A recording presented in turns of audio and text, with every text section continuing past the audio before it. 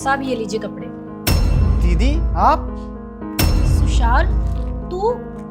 आप यहाँ क्या कर रहे हो? और ये साड़ी बेचने का काम कब से शुरू कर दिया? और ये क्या हालत बना रखी है आपने? आप चलिए अंदर। हाथ छोड़ मेरा कोई भाई भाई नहीं है। देख तुझे कपड़े लेने हैं तो ले, वरना मैं जा रही हूँ। दीदी आप ये क्या बोल रहे हो? और मैं आपका छोटा भाई हूँ। और आपने ये क्या हालत बना रखी है अपनी? मम्मी पापा ने आपकी शादी करवाई थी कि आप अच्छे से रहोगे, और क्या कर रखा है आपने ये? भाई अब तक कहाँ था मेरा भाई? तूने कितनी बार मेरा हालचाल पूछा है? हाँ, तुझे होश भी है कि तेरी बड़ी बहन कहाँ रहती है, कैसे रहती है? कभी पूछा तूने मुझसे? आप प्लीज मुझे बताओ ना कि हुआ क्या है आपके साथ? अरे शादी के बाद तो मम्मी पापा ने पूछा भी नहीं मेरे बारे में मुझसे कि मैं कैसी हूँ, ठीक हूँ या नहीं, जिंदा हूँ या मर गई। और तुझे विदेश भेज दिया पढ़ाई लिखाई के लिए। मेरी जिंदगी के बारे में जानने की कोशिश भी नहीं की। ना मम्मी पापा ने ना तूने। उनको तो सिर्फ तेरी फिक्र थी ना, क्योंकि तू लड़का था। तुझे पढ़ाना चाहते थे, लिखाना चाहते थे, क्योंकि तेरी वजह से उनका नाम रोशन होता।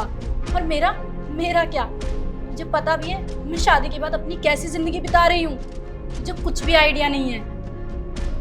अरे मम्मी पापा ने तो मेरी शादी एक शराबी से करा दी, जो मुझे रोज मारता है, पीटता है और बोलता है तू पैसे लेके आ, क्योंकि उसको शराब पीना है। और मेरे बच्चे, मैं तो सिर्फ अपने बच्चों का मुंह देखकर जिंदा हूँ और गली गली कपड़े बेच रही हूँ, क्योंकि मेरे पास तो कोई और ऑप्शन बचा ही नहीं। तुझे पता है जहाँ मैंने शादी करी है ना, वो घर मेरे लिए नरक से भी बदतर हो गया है।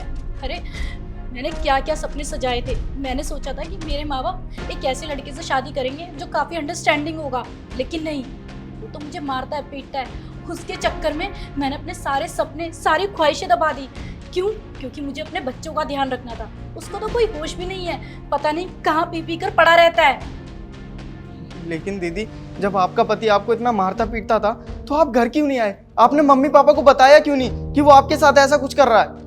आप इतना सब अकेले क्यों झेलती रही? आपने बताने की कोशिश क्यों नहीं की? आप अकेले इतना सब क्यों झेलते रहे?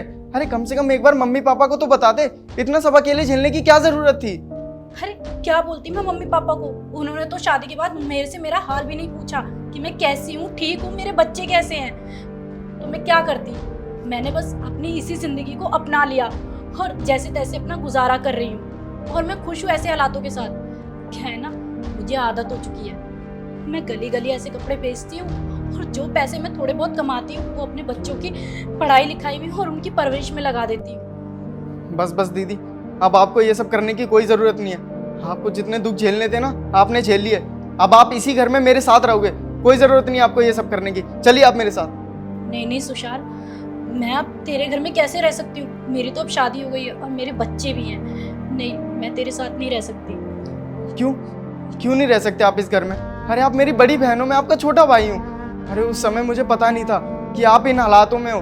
अगर मुझे पता होता तो मैं आपकी जरूर मदद करता, लेकिन अब तो मुझे पता है ना, तो मैं आपको ऐसे कहीं नहीं जाने दूंगा। आप चलिए मेरे साथ घर में।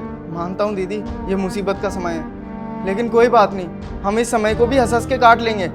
आप परेशान मत होइए। और दीदी आज के बाद आप और आपके बच्चे इसी घर में रहेंगे मेरे साथ। मैं आपको ऐसे नहीं जाने दे सकता। चलिए आप मेरे साथ घर में आइए। ठीक है भाई, आज से मैं तेरे साथ तेरे घर पे रहूंगी।